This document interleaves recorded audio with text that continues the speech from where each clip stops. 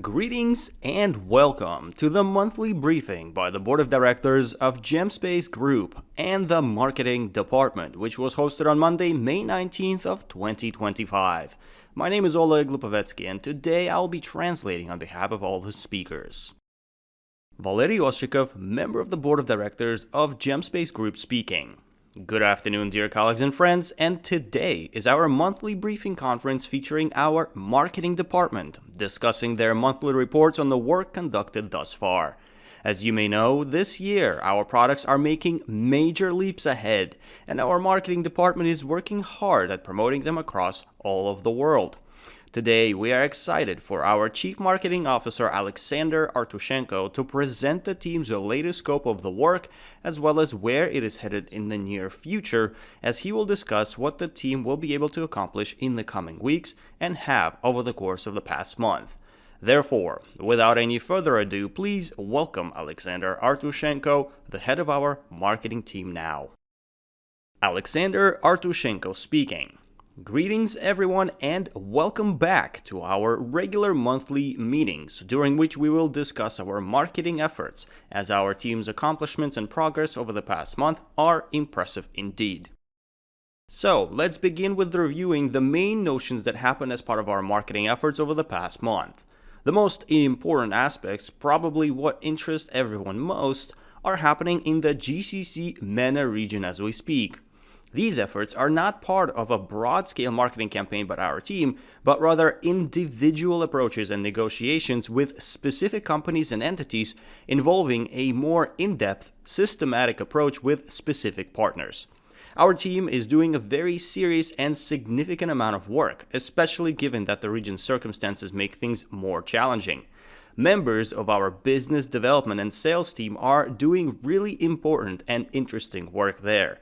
And upon reaching certain stages, we will definitely share some more concrete details regarding the progress made. For now, we assist our BDE team with all the necessary marketing tools required in their work on a prompt basis. First and foremost, we revamped the GemSoft website to coordinate regional exchanges and highlighting our experience. Additionally, we've relaunched some new merchandise products as well. The new merchandise hasn't been released just yet, with the line being our top priority for the future. In about 1 month, we're planning to do something related to both GemSpace and GemTeam. Essentially, we will have a customizable platform for a wide range of corporate items that can fit directly in different purposes and goals, all designed in a modern style, such as slogans, colors, and other notions correlating to it. Our brand guidelines so that we can have some things to show and develop further. So far, it has been rather evident that our corporate merchandise does yield positive results during the BDE team's negotiations and how we communicate with potential partners. In other exciting news, in terms of marketing support of our BDE team, we've also made significant efforts in maintaining and keeping our LinkedIn up to date and fresh. Basically, all the latest and freshest company news are quickly highlighted. With time, there will be photos and recordings of the speeches and so on, so be sure to follow our media channels to stay aware of the latest developments. In addition, we continue with our marketing activities. As you may well be aware, the company's blog is of high importance and is popular with regular readers. Of course, this is no exception, as in terms of text production volume, we consistently produce about 10 to 12 pieces every month. This steady output is driving strong organic growth and increasing our audience further. So overall, our team thinks it is quite beneficial. Moving on. Let's discuss some numbers and figures regarding monthly analytical reports. Firstly, let's review our traffic results. Overall, the last time we reported, March and April went very well, with some new developments amongst other things. The main challenge was to sustain this growth, driven by advertising campaigns and the organic audience growth. However, everything tends to slow down in a sense, and burnout may occur. Therefore, it is essential to constantly identify new targets. We are approaching the end of May's period, during which we achieved a major breakthrough with a significant leap ahead. And despite a small setback, we managed to hold everything together. In early May, there was a minor decrease, which is related to the usual holiday season greeting. But overall, we were able to maintain what we wanted to attain, which I find very satisfying. Additionally, the previous reporting period indicated that the so-called all-time high with the number of application installations. As I mentioned, that our top priority here isn't just breaking records or trying again, but rather maintaining what we have achieved. If we can sustain some results, that counts as a success. We just keep growing and expanding at this point, as it is always important to remember that tasks like installing mobile applications and marketing efforts are crucial, as when looking at the metrics, it is clear that from January all the way to April, continuous growth has been evident. We've grown well, and most importantly, we've managed to hold on to those results. We will see, of course, what happened next, and we believe that we can continue to uphold this principle moving forward in the following months. At the same time, it is also important to understand the increase in downloads and installations. After all, growth in installations isn't an end goal in itself, but rather MAU and DAU metrics for monthly active users show that overall, when comparing with certain benchmarks for steady growth and the rising monthly active audience, we see that people don't just download and install the application, they also use GemSpace on a regular basis. That is also great for us because, of course, we could attract a large number of ghost users and so forth, but ultimately, the key point isn't just the number or the fact of installing. Usability and retention are far more important. Currently, many new features and design elements are being developed for inside the application, all aimed at keeping users engaged longer. We are focused on quickly growing a large audience locally and beyond, and we are seeing real increases in key metrics as well as in the audience's activity, even indirectly for our B2B and B2G product. The key factor of active audience on the B2C platform sure plays a significant role in potential negotiations because our partners do see that the application is lively with real users backing our experience. This is essentially what underpins some of the GEM team's successes to date. They are building a reserve of communicative success and focusing on B2B, as GEM team and the B2B product also has significant influence because many practices adopted at a certain level then spread further for product promotion. Just as a quick example, during one of the recent negotiations by the BDE team regarding implementation of GEM team and its localized test, it turned out that the entity can also become our partner on the B2C direction with mutually beneficial outcomes.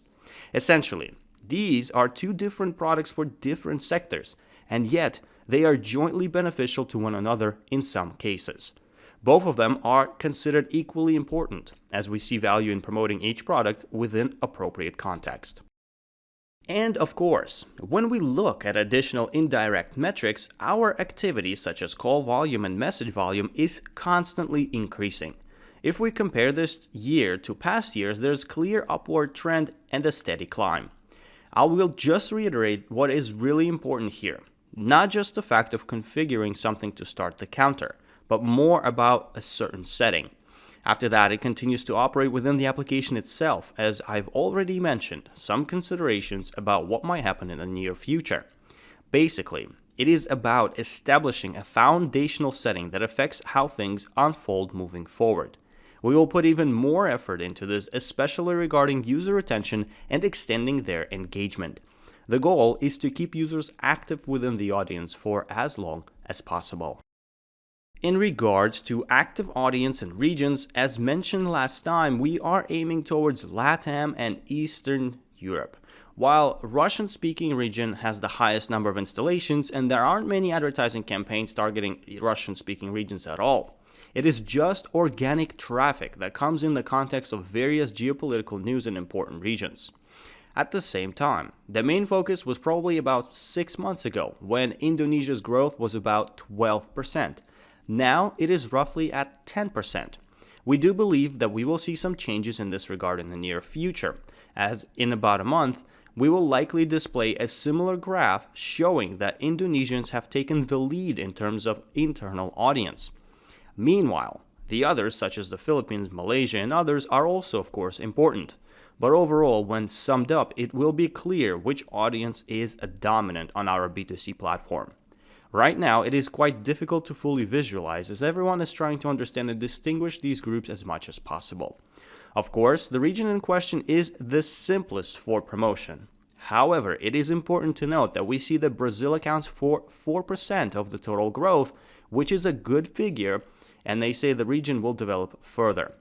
I hope that, similar to Indonesia, it will provide us with some significant growth. So basically, if you look at how the quality and the structure of the application geography is and changing, it is easy to notice some shifts in the key regions.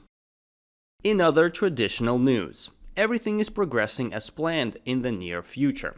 We've already published a lot of interesting content and we plan to keep on going. We will soon start experimenting with native languages in Indonesia and other parts of Asia next month and see how search engines respond to our efforts.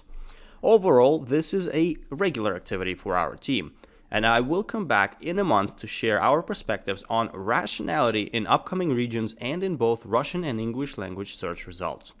Once again, we plan to evaluate East Asia considering both high and low ratings, and we will examine many different kinds. Overall, our cumulative scores across all internal metrics are quite high. We're also sticking to a solid plan, and the channel catalog is being updated with new entries. We are now engaging more actively with bloggers, so overall it is a good opportunity to explore in this area. This, of course, was prompted by the increasing audience from Indonesia, but it repeatedly shows that this is a typical service approach. And yes, when there is a single application with many added features or activities, like how vehicle dimensions effectively help retain users, it is clearly visible today.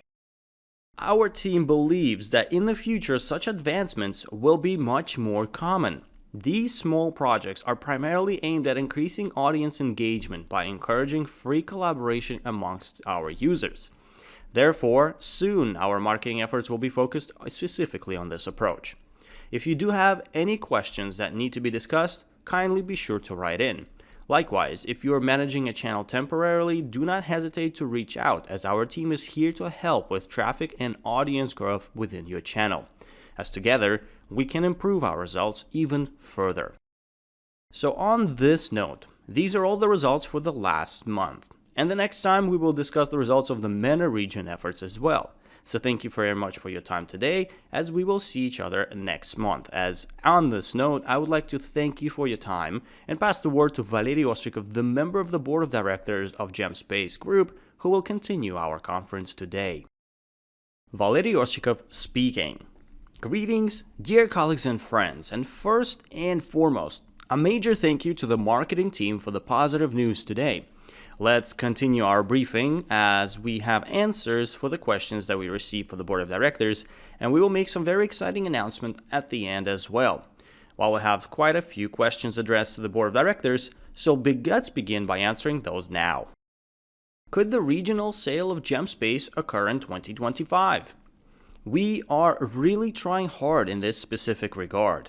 As you can see, we constantly work on our work trips and are now even traveling separately in terms of the board of directors.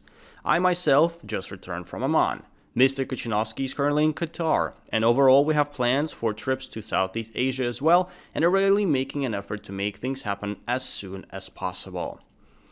Dear directors, what is the status with Al Jazeera? Have they signed the advertising and license purchasing agreement as stated? In this regard, here is the current situation. We've made a decision in this regard and are currently negotiating with Al Jazeera. In less than 2 weeks, however, the slow season in the Gulf will begin, and overall, we've postponed everything to initiate in August with Al Jazeera in order for the decision makers from private and government sectors to return back from their vacations to the GCC region. Currently, we are in the process of signing an agreement related to advertising, licensing, buying, and selling our products license. Michael Jordan is handling these negotiations at this time, and we approach the advertising contract very carefully, since at the moment the target audience is leaving the Gulf for the duration of the hot summer here, and we wish to maximize the results of this advertising contract with Al Jazeera. Can you provide more information about the demo versions? If all approvals have been obtained and testing has been completed, does that mean there are no obstacles to the sale, or has something gone wrong? No, everything is proceeding perfectly. We've also passed the interview with the local official authorities, such as MCIT of Qatar, and are now product receiving the approval. Overall, this happened just 10 days ago, and some testing is still ongoing. Moreover, we are signing new testing agreements as we speak. Everything is happening within the scope of the work process, as in each country, engaging with the business community varies slightly. In some countries, especially during the winter, we generally are not afraid of building personal relationships with top owners or countries' hosts. It's just part of how things are done. In the typical business process, especially for most companies in Russia and elsewhere, working with local integrators does not mean that the owner of an integrator always has to attend. Conducting business of our scale in the Gulf region revolves around personal interactions. That is, beyond what already exists. There's also support from the government, coming from high-ranking local officials. We still need to hold some more meetings to keep moving forward. As everything is proceeding as planned, we are on the path we've set, and there are no deviations. 400,000 Class D shares have been reserved for Invest Qatar. Will they be purchased, and when? Once again, I will reiterate that our BDE delegation is currently handling this matter in Qatar in person. The clients are testing the platform, and based on the results, we will inform you of the following steps. Dear Board of Directors, kindly clarify how dividends will be paid. Once a month after the transaction, quarterly, semi-annually, or at the end of the year. Keep in mind that for us, the payments are not linked to calendar quarters, but are instead based on the number of deals, their statuses, and the licenses sold. As soon as the licensing contracts are executed, we get the payments. They are immediately recorded as dividends, and they are not quarterly bonuses or are not bonuses or salary. It is the result of our business activity.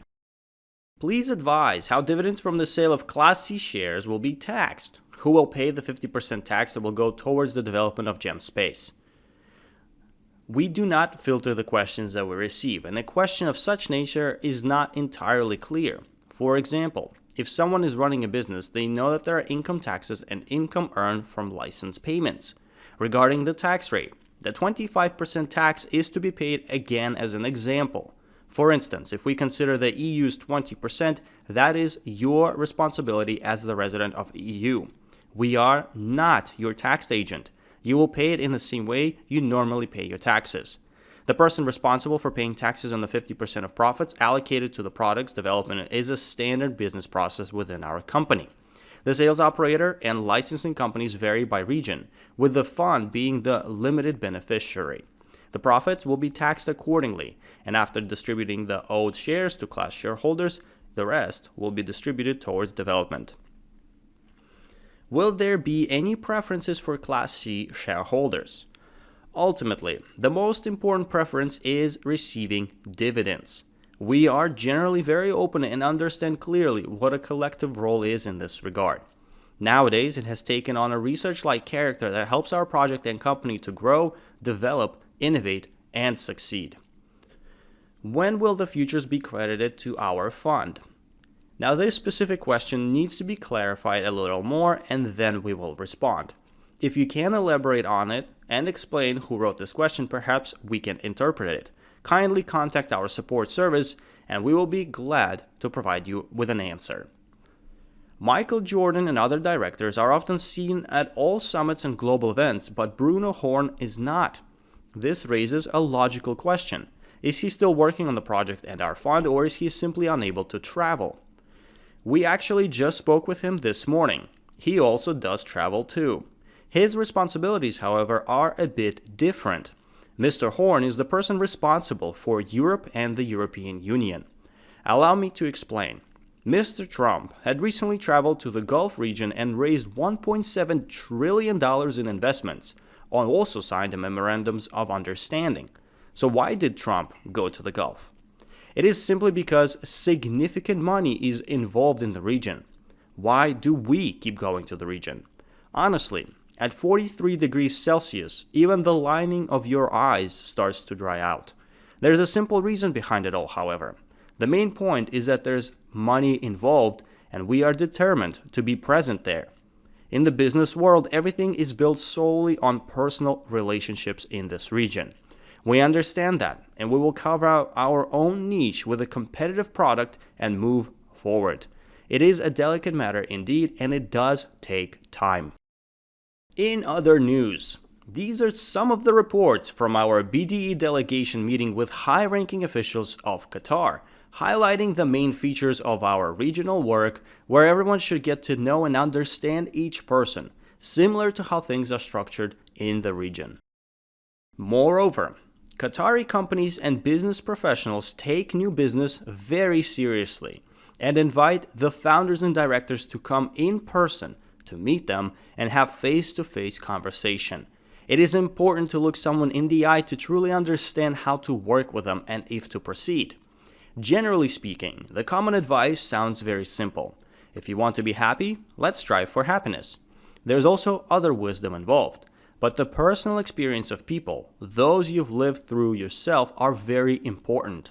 From my own experience, especially during prolonged periods in the Middle East, you start realizing that they understand that the central hub of economic activity is shifting to the region away from Europe.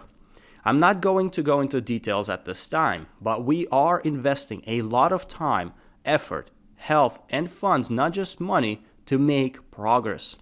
The rest is all about working with this region, establishing personal relationships, which has its own laws that we are obligated to follow.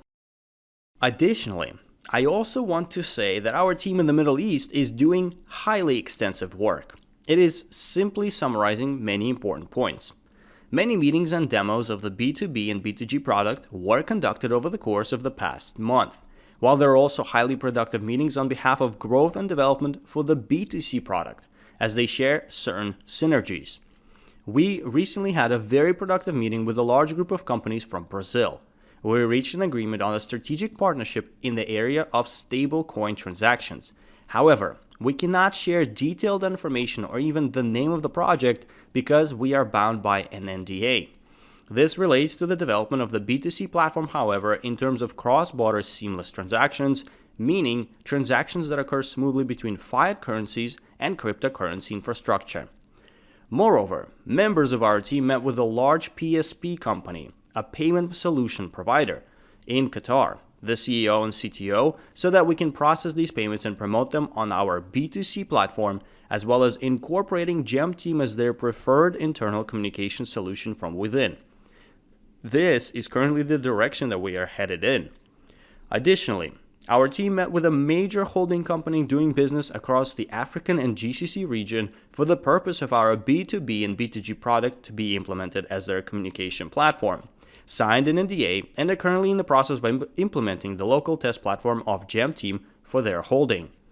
Along with what was mentioned earlier, we are also participating in a major business conference organized by Bloomberg called Qatar Economic Forum, where Michael Jordan will be actively participating and representing us over the course of this week in May. And this is just a very brief report of what has been accomplished just this week. Moving on, our schedule of conferences for the upcoming weeks is depicted here. Kindly submit any questions you may have for the board of directors, the marketing team, and our developers in a timely manner so that we can prepare answers to all of them. The bonus package of shares is still valid until May 26. In other exciting news, in honor of the company's upcoming birthday, prices of GemSoft packages will not increase on May 26th as was planned previously. The following price increase will be implemented on June 2nd, as prices of GemSoft packages of shares will increase by 7.5% from original prices. And lastly, we are pleased to present a new promotion to commemorate the company's upcoming birthday, as during the validity period of this promotion, investors and their sponsors will receive expanded GemSoft packages of Class C shares as part of their purchases. The number of bonus Class C shares that will be additionally credited under the promotion is specified in the table depicted here. Also, please note, the number of shares indicated is for the sponsor with the investment status, and the number of bonus shares via the promotion is the same for the sponsor and the buyer and does not depend on their business status. Again, this is a limited time promotion, so be sure to take advantage of it while it is available. And in conclusion, we have reached an exhilarating milestone for our project at this time. As with this exciting progress for our B2C Super App and our B2B, B2G initiative, I would like to thank you for your time today, as we will meet next time.